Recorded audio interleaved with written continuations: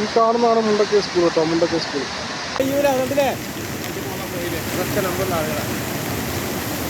ഇതാ കാണുന്ന വീടുകളിലൊക്കെ ആളുകൾ ടോർച്ച് അടിച്ചുകൊണ്ടിരിക്കുകയാണ്. പക്ഷെ അങ്ങോട്ട് പോകാനൊരു നിവൃത്തിയില്ല. കുത്തി ഒളിച്ചുകൊണ്ടിരിക്കുന്ന വെള്ളപ്പാച്ചിലാണ്.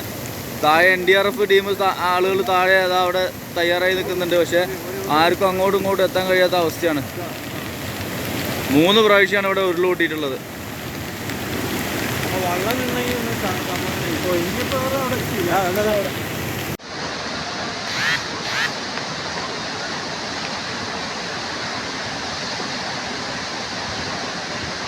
ഈ കാണുന്നതാണ് മുണ്ടക്കൈ സ്കൂൾ കേട്ടോ, മുണ്ടക്കൈ സ്കൂൾ.